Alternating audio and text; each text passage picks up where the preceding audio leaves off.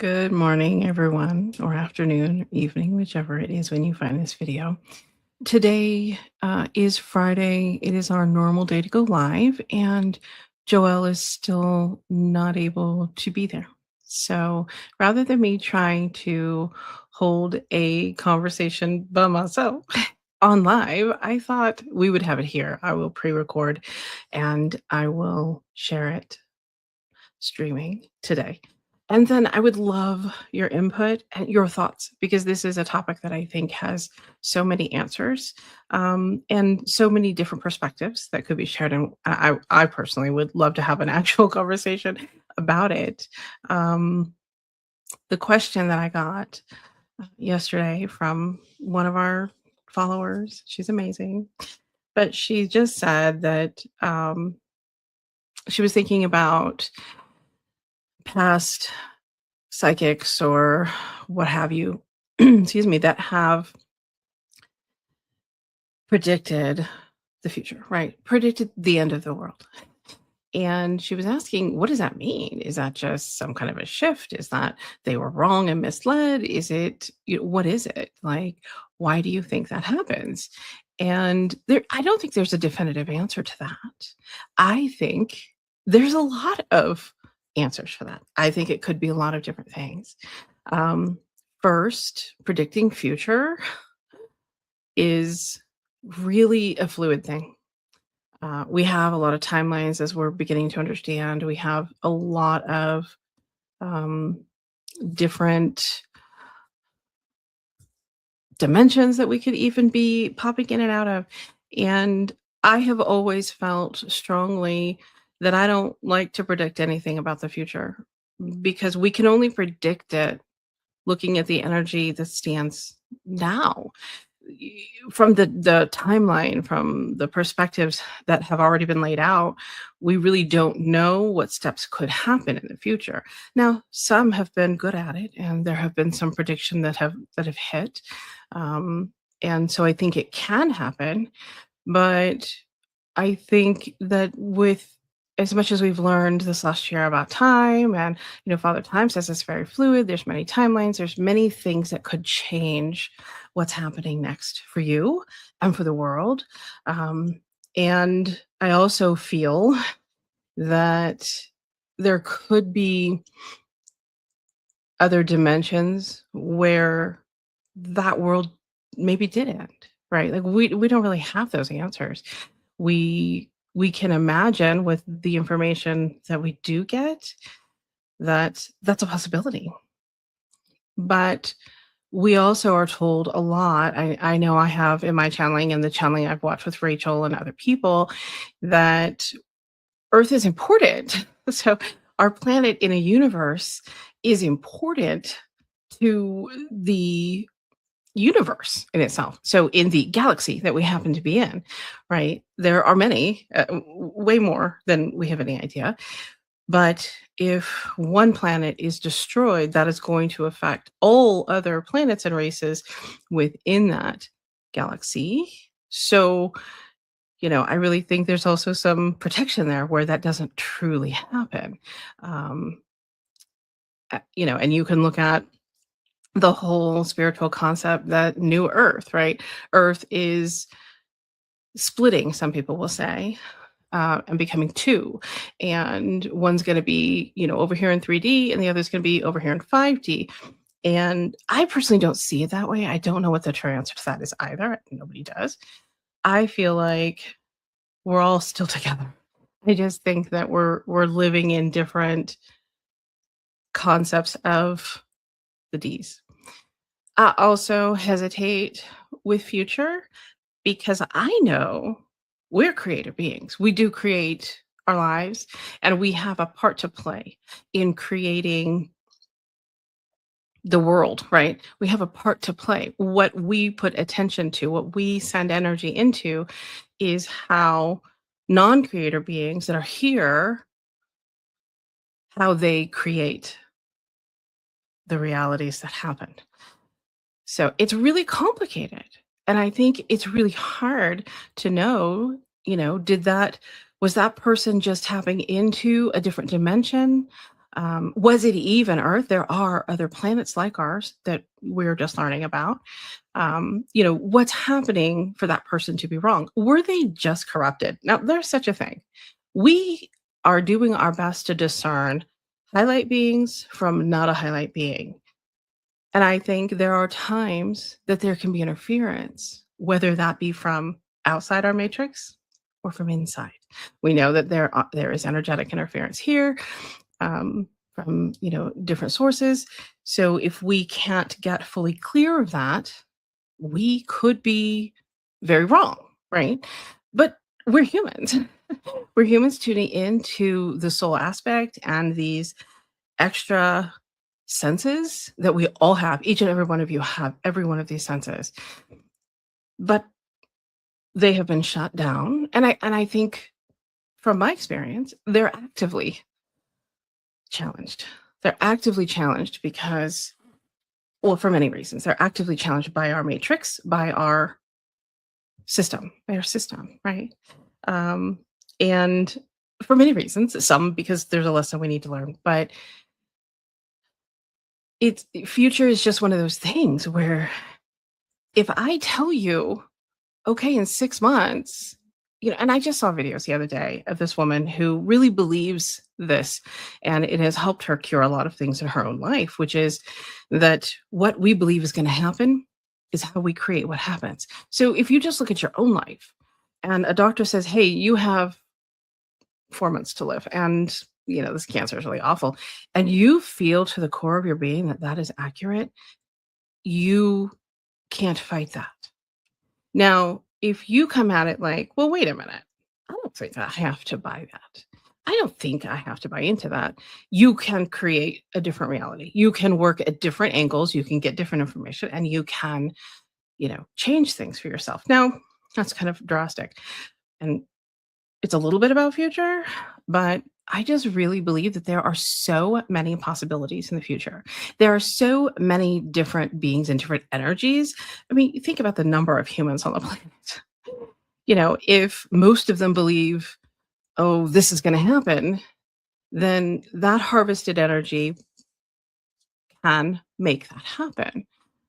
Because it's a lot of focus in one direction, and the universe kind of works, and our matrix kind of works that way, where wherever that most energy is placed, is what could take place. But that doesn't mean there can't be a shift right before that takes place, and then boom, it doesn't take place, but it really looked like it was going to. We've seen that lately with a few different things that have, began, some, like illnesses and that felt like it was something that was, really growing and shifting and, going to take over. And then people said, no, we're not going to do that. And believe it or not, that makes a huge difference as to what our experiences are.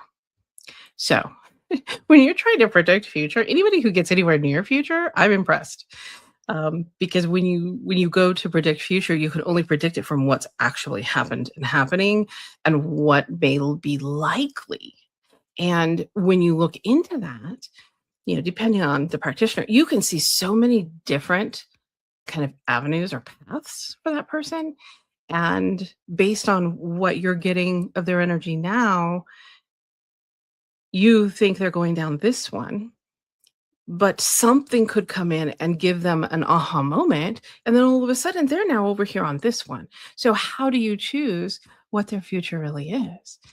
Um, I do a lot of looking at those and I say, okay, this looks really positive, or the energy around that's very positive. I would follow that, or the energy around that doesn't feel really positive. So try to be as positive about it as possible. Try to imagine what it is you want to have happen, because I think that we create our own future. I think we create our own reality to some degree. I think we have a soul path. I think we've laid out things for ourselves. I mean, we could go on and on. But one of the things that came to me when this person asked this particular question was when I was first awakening and I was first really communicating knowingly with my guides. My father, it came out that he had had some heart attacks that he had not had treatment for, and he wasn't doing well. He was short of breath. He went to the doctor, and They realized that his heart was operating at 25% and he needed to get surgery immediately for a pacemaker and defibrillator.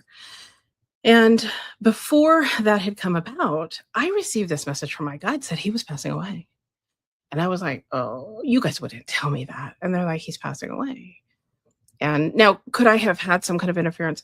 Yeah. But he goes through the surgery. This happens, right? This comes out. He goes, I was like, oh my gosh, this makes sense. He's not going to make it through surgery. He's in his late 70s he's in his 70s. He's lived a hard life. You know, the typical, oh, that makes sense. He came through surgery just fine. He's fine. Um, and it's been like 15 years or more, but he came out a different person. And when I say different person, this man went from a cold, um, awkward, fumbling person to someone who would hug you, kiss you on the cheek, and tell you he loved you. Now, that was just not who my father was. And he began to be more interested in how people were doing and expressing how proud he was of people. And, he was like this different person. And every time I spent time with him, I was like, the aliens took him. I have no idea who that man is. That is not my father. What I realized later, right? Like it's been a path with this, is they were letting me know there was an aspect of him that was going to pass. And there was, I believe, a different aspect that came in. There is such a thing as walk-ins, and I kind of went back and forth with that a little bit. But I kind of also feel like we can have a shift like this where we can pull in a little more of our own soul. And it doesn't have to necessarily be that there's been a soul switch out, although I do believe that happens for different reasons. And he's just a different person. He still has the same mannerisms. He still can sometimes be difficult, but absolutely nothing like he was. So what I realized was they were just saying, this aspect is passing. And sometimes when we get messages like that, they're coming in through our life experiences, they're coming in through our fears, they're coming in through our insecurities and our masks and the unhealed aspects. And I was not healed at that point. I was healing, right?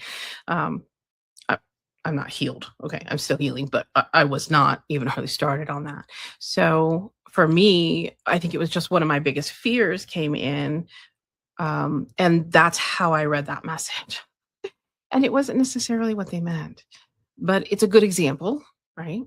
And, he's in his 80s now. He's fine. Um, but, I really just feel like the crux of this whole thing really is that future is difficult. It's difficult to predict. Some people will have a better ability at predicting it, or they may get lucky, right? It just depends on how many timelines there might be or how many paths. I don't know if it's really even a timeline necessarily. I don't always use the right words, but the concept of we have many paths and one step, one decision that is out of the ordinary for you, one influence from someone that wasn't expected could absolutely shift that. And I believe that for the world as well. I believe that, we've seen and been told by many, many, outside of this world beings that the world was ending back at certain different points. But that didn't happen. And it's because there's so many factors that go into whether or not something like that's going to happen. So when you hear those things, I feel like the best thing to do is to say, it's not on my time. It's not because I don't think we want to feed that kind of thing. But again, I really try not to predict future. I'll tell you if it looks positive or feels positive in that direction at the time, but I'll tell you, in a few months, you want to look at it again. Because if something has changed, then it could be different. So I like when I see a negative prediction, I like to look at the other side of it and just see what could have been. Like, if we had enough people saying, no, we don't want that to happen. This is what we imagine happening, and we have this more positive thing. Can we sway it? I believe we can. I believe we are the creator beings, not those in charge, not those running this system or whoever set it up or whatever all that even means. I think we're the creator beings. And I see that over and over again with my clients. I see it over and over again in my life. If I can get my own humanness out of the way enough, um, I can really see it play out in my life and in others. And it's exciting. So I say, no matter what the predictions are, look for all the other options and choose to focus on one that you would prefer. So I would love to hear what you guys' thoughts are about this subject. It's hard to do here without Joelle. I kind of you really wanted to do this with her, and we may do this again. But I would love to see what you can comment or you can message. You can message Awkward Channel actually on YouTube if you can figure out how to do that. But I would love to hear how you guys feel about it and future predictions and, whether you feel like that's something people should even be playing with.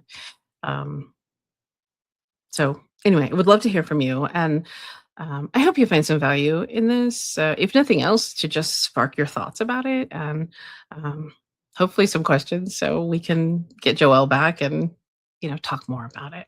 So, I send love to each of you. I appreciate your patience with it just being me, doing my best.